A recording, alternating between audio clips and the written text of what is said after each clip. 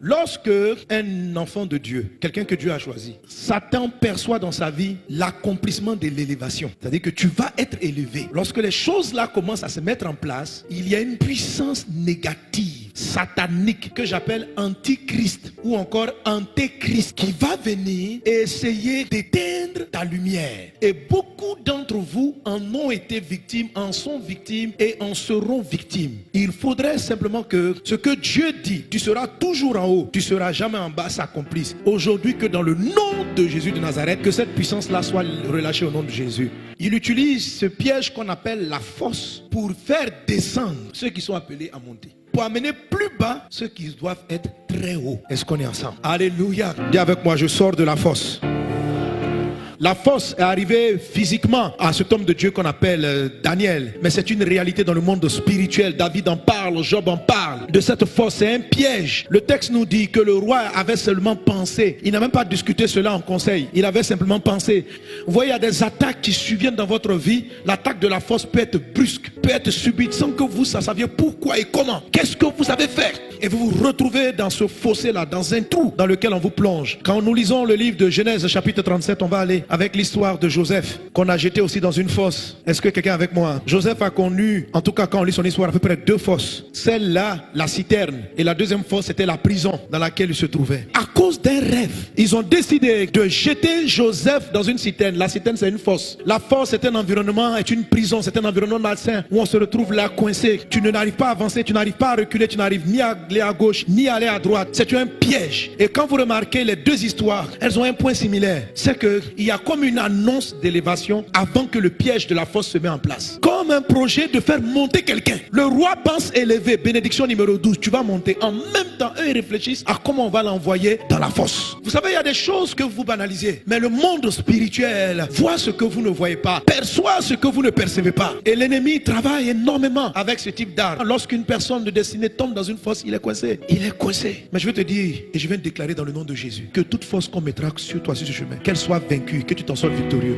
Aujourd'hui, je viens proclamer. Je ne suis pas venu simplement enseigner. Il y a une onction sur moi qui vient faire sortir les gens de la fosse. Alléluia. Lorsqu'on parcourt les textes de la parole de Dieu, on peut distinguer différents types de fosses. Lisons ensemble, il a dit quoi? Afin de garantir son âme de la fosse et sa vie des coups de glaive. Garantir son âme de la fosse. C'est-à-dire, il arrive à un moment donné où l'âme d'une personne, l'âme est enfoncée dans un fossé. Quelqu'un qui a une âme dans la fosse est une personne qui n'arrive plus à avoir de vision. C'est-à-dire, son âme est abattue, triste, sans savoir comment, sans savoir pourquoi. Tu peux quelquefois écouter des messages qui te donnent envie de t'en sortir, mais tu n'arrives pas. Tu as l'impression d'être dans un puits. Des efforts pour gravir l'écouter, c'est-à-dire que tu dis aujourd'hui, je suis décidé. Aujourd'hui, je m'en sors. Je deviens quelqu'un de fort. Et tu essaies de grimper. Mais le truc, c'est que c'est une fosse. Et la fosse est à dessein. Elle ne te donne pas l'opportunité de sortir. Satan peut amener ton âme dans une fosse pendant que ton corps va bien. Tu as une maison, tu dors, tu manges, tu as ton travail. Mais ton âme est dans une tristesse que personne ne comprend. Il y a des fois, tu décides, mais tu t'en sors pas. L'âme est dans la fosse. Il y a des gens qui sont dans la fosse, une fosse de l'âme, mais par le bras puissant de Dieu. Je ne suis pas venu pour t'expliquer la fosse, mais je suis venu pour te dire qu'il y a une bénédiction qui est relâchée. Et la main de Dieu va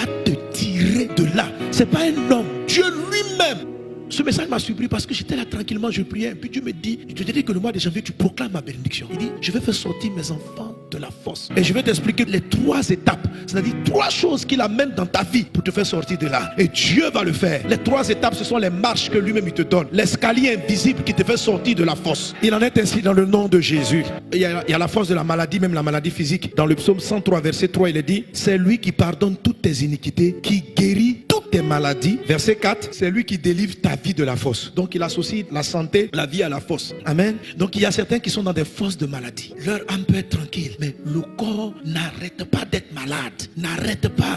Un mal par-ci, un mal qui vient par là. À peine ils sont guéris, on dit non, ta tension est devenue normale. Après, un diabète apparaît. C'est un fossé. Quand vous êtes dans la fosse de la maladie, vous ne pouvez pas entreprendre, vous ne pouvez pas travailler, parce que vous ne savez même pas si vous allez vivre encore longtemps. Et la force de la maladie peut rester dans la vie d'une personne pendant très longtemps. Satan t'a plongé. Mais pourquoi il te plonge? N'oublie pas pourquoi tu es parti là-bas. C'est parce qu'on a vu. Parce que tu as un rêve que toi-même tu t'es pas donné. Alléluia. La force ne peut pas te retenir. C'est pourquoi il est dit dans la bénédiction, tu ne seras jamais en bas. En fait, les gens qui transportent la bénédiction numéro 12, je le décris souvent, ils sont comme des ballons d'air.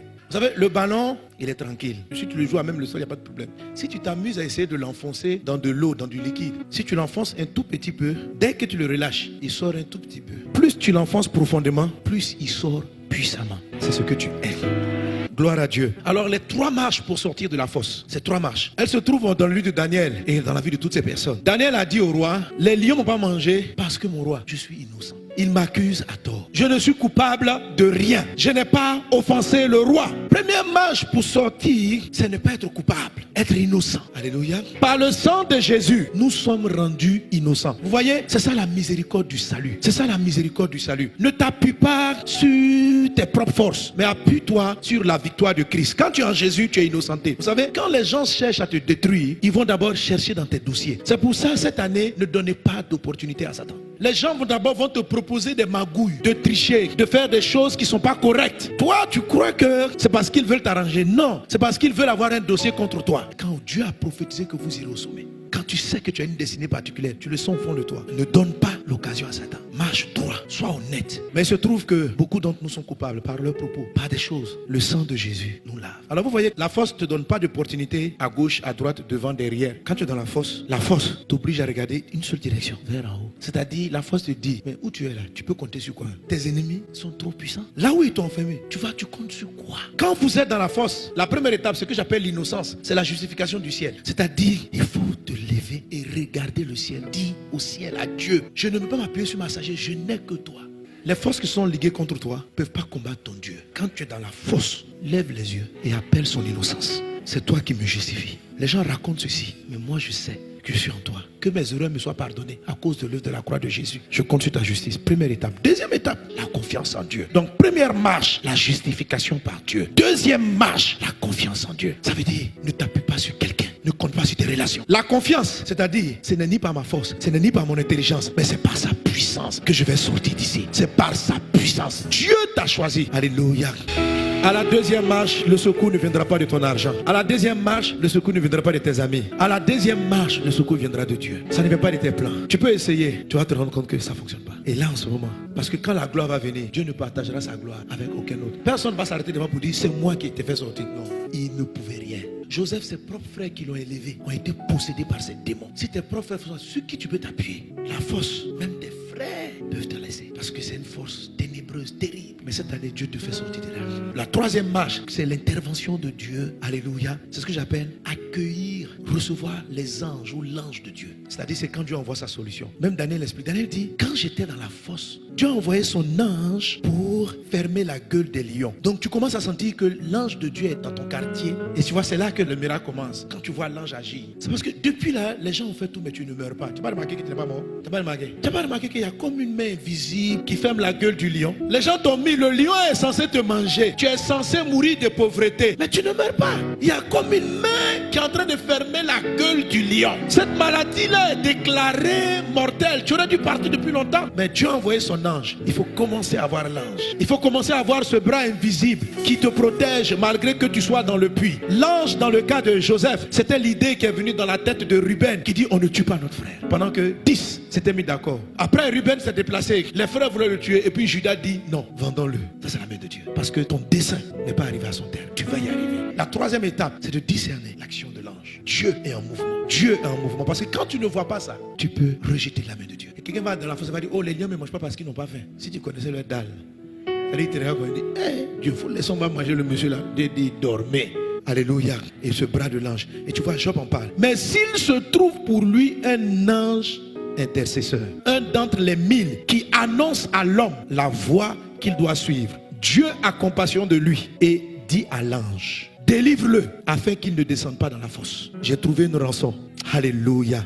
Et Dieu ne va pas seulement te délivrer. Dieu, quand ils sont tombés, le nom de Jésus va être élevé. Cette situation est transformée en la gloire de Dieu. Je le prophétise, je le déclare sur ta vie. Le Seigneur t'élève, il t'élève. Et tu sauras que c'est Dieu qui t'a choisi, que c'est lui qui t'a mis à part, que c'est lui qui t'a gardé. Cette année, tu sors de la fosse. Maintenant, je déclare la bénédiction numéro 12. Tu ne seras jamais en bas, tu seras toujours en haut. La mort, les ténèbres ne te maintiendront pas en bas, tu seras en haut. Tel est ton héritage en Jésus-Christ. Le secours me vient, le secours me vient de l'Éternel.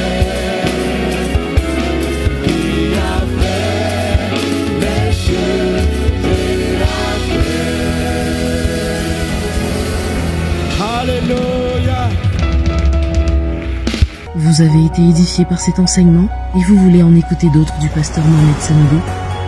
Abonnez-vous à ses pages Facebook, YouTube, Twitter et Instagram.